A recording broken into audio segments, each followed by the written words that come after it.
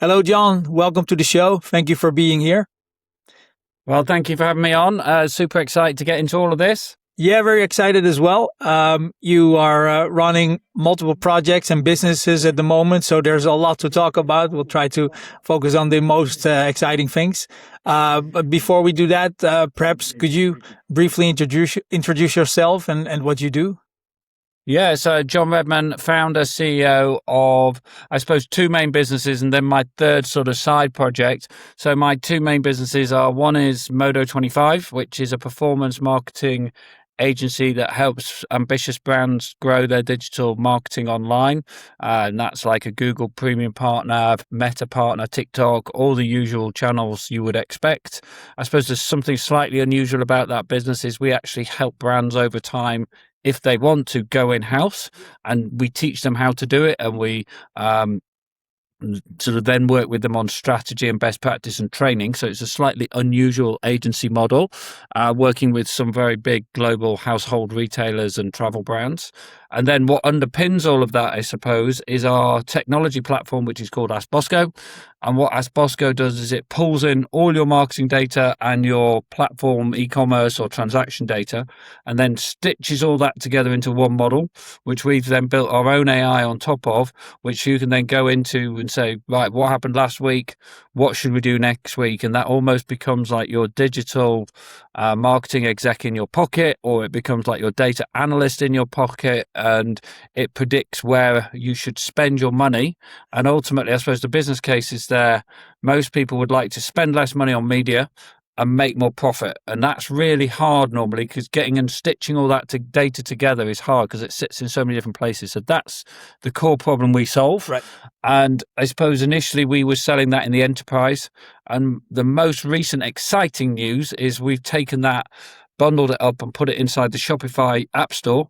So anybody on Shopify can get the sort of power of this enterprise level technology at their fingertips for just a few $100s a month. So that's us. We're about 50 people. Most of those people are based in Yorkshire, in the north of England.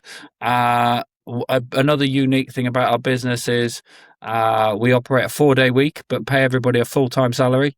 And we're one of the UK's best companies to work for. So that's us. Great. Yeah. And when I'm not doing that, as you alluded to, I'm cycling to Australia from the UK to raise money for two charities in Africa, and we raise about 350,000 UK pounds a year that helps some really big education and orphanage projects in Africa. And we take about 120 people on one of the bike rides and 100 on the other, and we're slowly going in chunks in real world. Everybody always thinks it's like on a virtual bike, but actually on a real bike from London to Sydney over 25 years. So happy to talk about any of that. Right. So whether you want to talk about AI, data, marketing, or cycling, I'm up for chatting about any of it. Well, much respect, obviously, for your charity cause and what you're doing there. Really great. When it comes to your two businesses, your main businesses, so Modo25 and ASK BOSCO, it seems there's a lot of synergy, obviously, between them. But are they fully integrated as a business, or do they operate in like separate business units?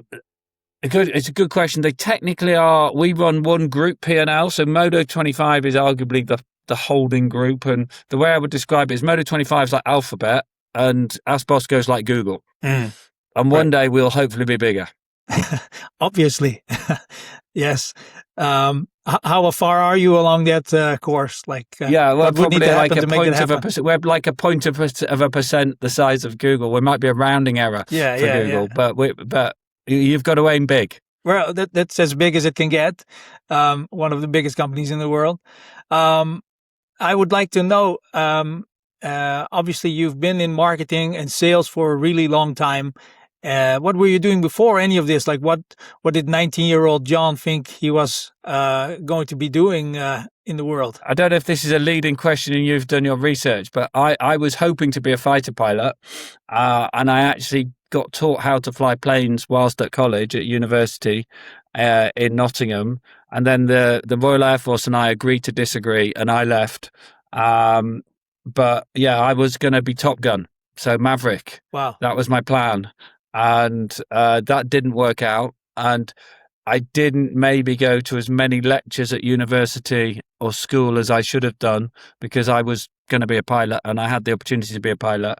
And so when it came to not being a pilot, I basically got into technology sales and have been in marketing and technology sales and commercial leadership all my career, mainly selling marketing technology. So Why did um, you choose for that? Like when you left the Air Force, why did you choose to go into IT or go into sales? um, so good. It's a good question. My father was in IT sales, and he used to sell computers. Where the demo, so I'm old. I'm nearly 50. I know I don't look it, but I'm nearly 50. So I've been in this. I've been selling a long time, and my father used to sell these big systems from a company called Kalamazoo, big American company. People on this may have heard of it, but if they're under 40, they probably haven't. But and the demo, he'd spend a whole morning setting up all this computer, and then the demo and the output from the demo was he'd press a button and something would come out of the printer, and everybody would clap.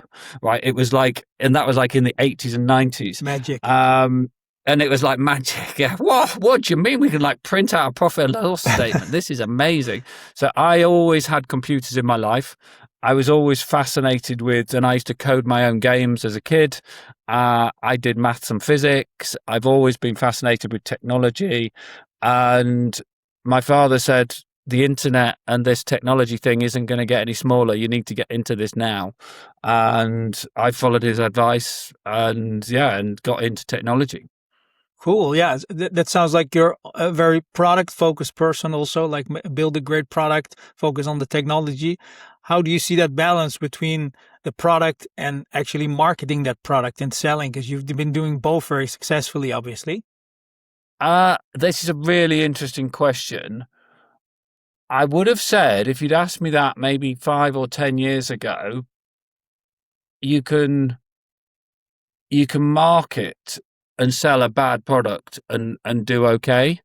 But if you have a good product and don't do good sales and marketing, you might fail, right? So I know loads of great products that haven't made it. And then I know a lot of average products that have made it through good sales and marketing. Right. However, I think the world is changing now where not only do you need good sales and marketing, you also need a really good product because people can make and change their decisions very quickly.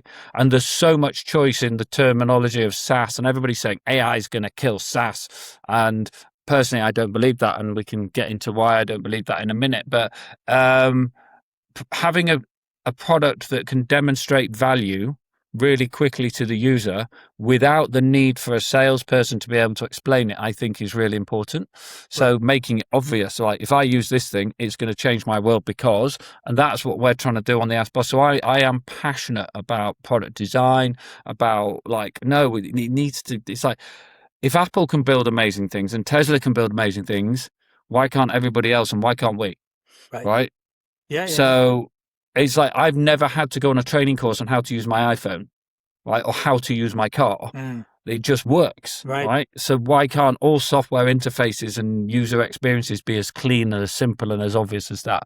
So I am passionate about product, but then you've got to put your product in front of the right people. So I'm also passionate about marketing and building a sort of go-to-market machine. But I think what we've got to be mindful of in this AI world is actually a lot of that is still about people. So you've got to get out there to the events. You've got to go and actually meet people, talk to people, partner with the right people, because even in this AI world, I think people are going to become even more important, right? Because you can't, if something goes wrong, you can't go, oh, well, Claude told me to do it. Right. People want to have a relationship still, I believe. So I think there's going to be an interesting shift. And even we've changed some of our own marketing to go, we have real humans on customer success. I'd have never thought you'd have to explain the fact that we've got real people, but that's now a USP because some of our competitors don't have people. They just use AI and they just use chatbots. But no, we've got real human beings. So passionate about product, but also passionate about sales marketing, but also hugely passionate about customer success and customer service. Right. You mentioned that shift that the whole world is going through with AI, with marketing. What are like the main changes that you see in terms of marketing? Because you guys are obviously at the tip of the spear, guiding your clients through that transition or all the big changes that are happening all the time and very quickly with their marketing, with their AI. What are some of the main changes that you see for bigger companies, for smaller companies when it comes to marketing and So I e-commerce? think the biggest thing I would say is if you're a small company, right now, you've got the biggest opportunity you've ever had because you can do things that in the past were only the gift of the big enterprise brands, right? Whether that be analytics with things like ASK BOSCO, before you would have had to pay a big data science team and a big analytics firm, and you'd have had to have Accenture in to come and connect all your databases. You can just press a button in Shopify now and get something that previously would have cost hundreds of thousands of dollars. Whereas now, but I think the other things are creative. If you'd have asked me this time 12 months ago, I was quite negative about AI creative. I didn't think it was good enough. We've got clients we work with who've industrialized product video shoots and photo shoots because they sell a low margin product. They couldn't before, say for instance, like a shoe retailer. We proved that if you have a photo of a shoe with a foot in it in a situation like an outdoor, so if it's a sandal, it's someone with a foot in a sandal on the beach, that's going to get a better conversion rate than just a picture of a sandal on a white background. Right. But they didn't necessarily have the budget in the past to fly a model to the beach to take the photo, whereas now AI changes all of that and it's believable and real. Yeah. The separate is like, do you need to tell people it's AI? There's separate ethics and legislation and stuff that I think we're going to have to deal with. But creative's a really big opportunity if you understand how to do it. But then also, I think the bit a lot of people are missing is then how to put that into your process and industrialize that so it just becomes part of how you do things. Some people are doing that very well. And then I suppose we're seeing a lot in the ad platforms are using more and more AI to optimize, to find audiences, to help you sell stuff. And I think that's really interesting and exciting in terms of the messaging. And then the question I get asked all the time is, are we actually going to have agentic commerce where I'm going to brief my agent to find me a pair of black on trainers and in this size at this price, and when you find it at this price that can be delivered in 2 days, just buy them. Right. I think the technology's ready for that. I don't know if the consumer's ready for that yet. Because there is something quite nice about browsing and searching, and there's a human. People said before that the internet's going to kill the high street, right? The high street's just changed, and the internet just gives people more options. Yeah. Right. Yeah. It might have made direct mail a little bit less. It might have made. You would have said before, like these TV shopping channels were dead, right? QVC, etc. But now TikTok, social selling, is becoming one of the fastest growing marketing channels, and everybody's going back to unboxing and selling and demoing products, which is what we were doing in the 70s on QVC. Yeah. Right. Yeah. So I think it's about ensuring you've got your product in the right place so that when people are doing product discovery, you are discovered. I think it's just going to give consumers more choice around agentic commerce. I don't think you're going to replace your website. I don't think there's going to just be dark warehouses that have an agent with no website. Not yet anyway, but you could argue that is Amazon, right? Amazon's not the most friendly site, and people just use it and go to it and buy because they know it comes up. And actually, would you train your agent to buy from Amazon? Maybe. Yeah. But that's more a utility purchase, I think, sometimes, because you know the product, you know it's going to turn up tomorrow. You've got Prime, it's going to be free delivery, and it's going to turn up. So, yeah, I don't know if that answers your question, but I'd say, to summarize, images and video, creative. I wouldn't necessarily let AI do your branding. I don't think it's good enough yet, but I do think it's good enough to manipulate product images, product shots. It's good at writing copy. I'd always double check it with a human. You can see AI slop all over the place and AI-isms. Right. Because how in that type of world, how do you still differentiate yourself if everybody, like you said, now the small people, not the small people, the small companies also have access to all those tools and can make great I think images. It's quite exciting. I think it's quite exciting because somebody could be potentially punch above their weight. Right. And so I think fundamentally you've got to have a good product, a good story, and you've got to deliver good value and deliver on your promise, right? Which is just about running a good business, Right. right? Which has always been, whether you were selling on the high street or selling in a market stall, good product, good proposition, good story. It doesn't matter whether it's you founded an LLM or you sold it through agentic. Yeah. Yeah. Good product and good customer service. And Don't forget about your customer. Sorry. Yeah. And in that world, how do we still like? What are the metrics that will be important in the world where, as you just described it, where we there's maybe a mix between going on LLMs and instructing them, but there's still this tendency for people that want to browse and look around.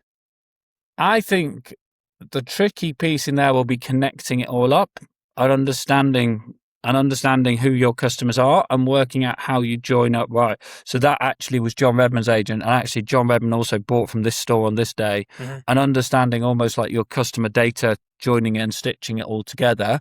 I think that's going to be a challenge. And then within that, understanding the customer lifetime value.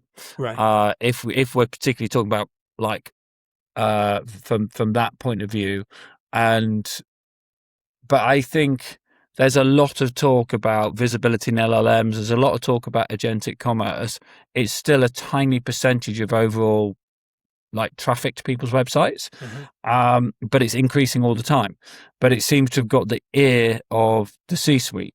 So if you're in SEO at the moment, it's a good time, I think. But there's a lot of what I would call smoke and mirrors and noise around, oh, this is what you should do. This is what you should do. Type in GEO into my thing on LinkedIn and I'll send you the top 10 best practices to do this, that, and the other.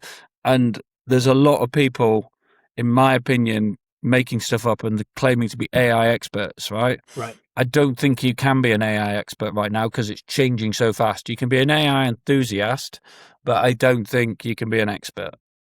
Is there a lot of overlap with people that have been focusing on SEO for a long time and now, well, just looking at myself, half a year ago, I was still Googling things, and I still look at, when I go shopping, look at Google, but for the rest, when I want to know something, all I look at is just the AI generated answer.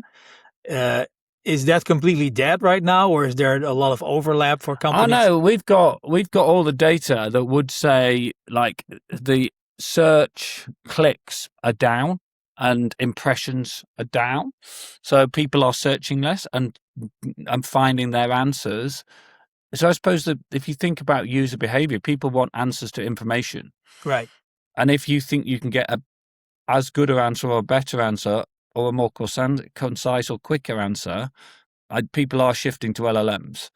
But I suppose we're probably at is my mum going to an LLM? Maybe not. Right. So we're in a world where we're probably in the top 10% of people who are adapting how they behave.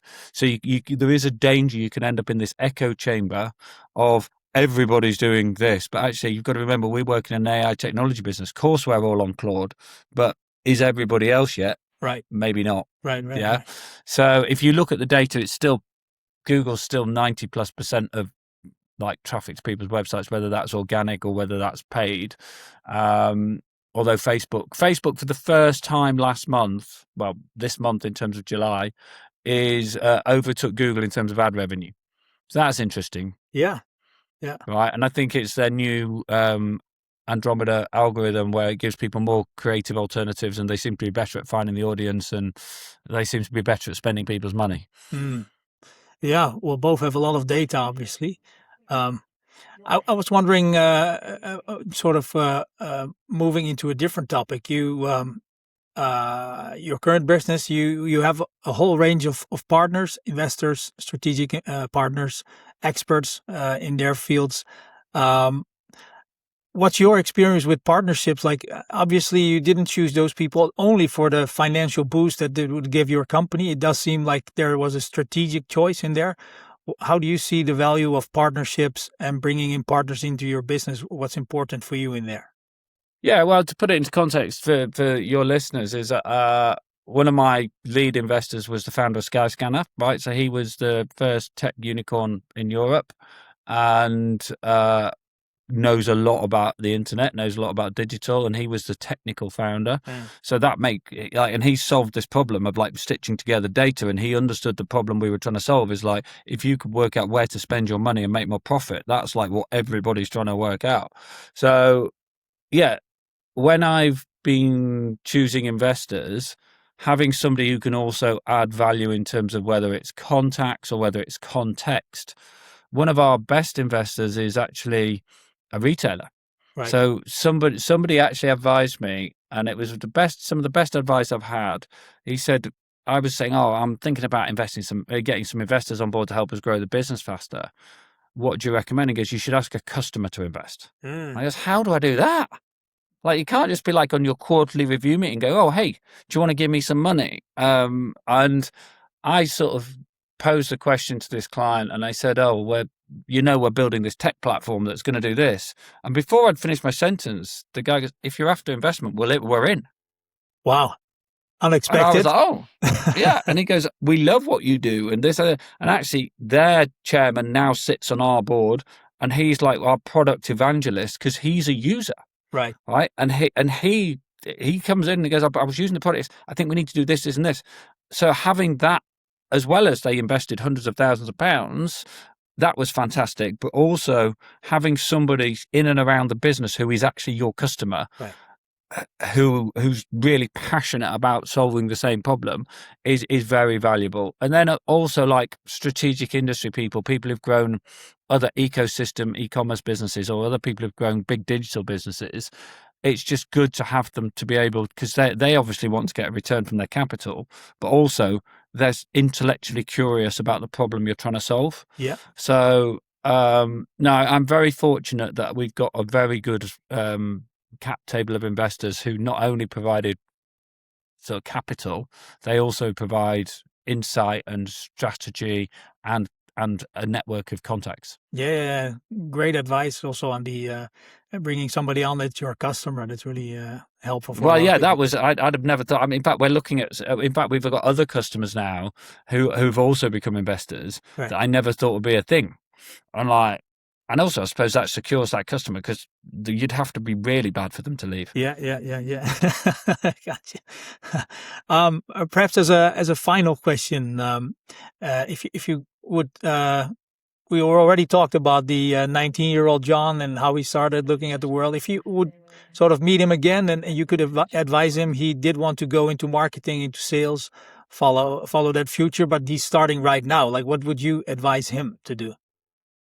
This is probably controversial, but I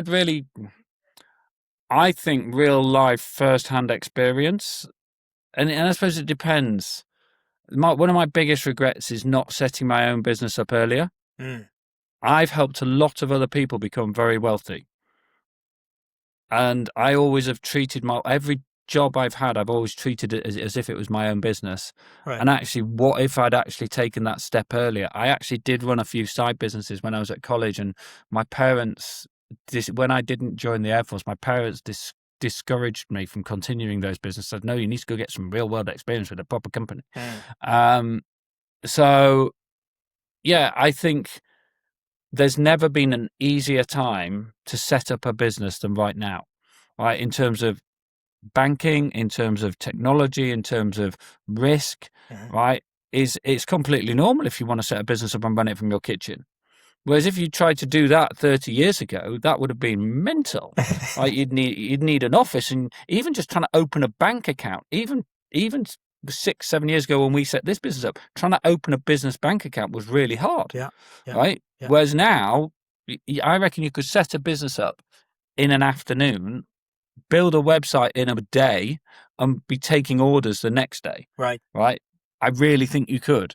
And actually, my daughter, who's 16, has got her own online swimwear business. She designs her own things. She gets them manufactured. She sells them on Shopify. She doesn't want any marketing advice from me because I know nothing, and I couldn't possibly help. I don't understand her customer. It's all on TikTok, and she's got people buying product and selling product. She understands the value exchange. She understands brand, and she understands marketing.